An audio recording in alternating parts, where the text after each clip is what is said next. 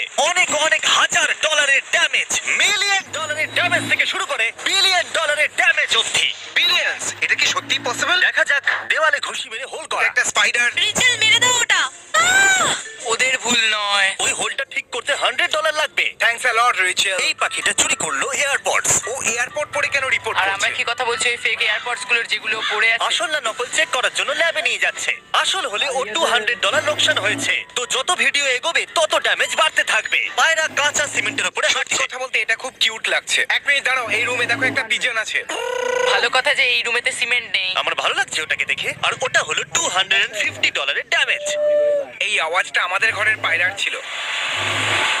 ওটা দাঁড়াও, কি আসল? হ্যাঁ, এটা সত্যি আসল হেলিকপ্টার যেটা ওদের মাঝে ল্যান্ড করছে, দেখো। ওটা কি আরসি নাকি রিয়েল?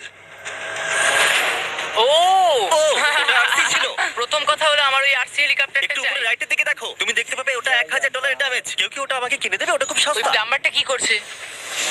ও, এটা খুবই খারাপ ছিল। তুমি কি করছো? দেখো জল বাইরে বেরিয়ে না, আসছে। তুমি একজন ভালো প্লাম্বারকে ডাকবে। আর একটা কথা, ওই দিনকে ক্লিনিং লেডিকে ডাকবেন না। ও বলছে, আরে ভাই, আমি এত জল কি করে পরিষ্কার করব? 1300। আমার মনে হয় 1300 এর ড্যামেজ একটু বেশি।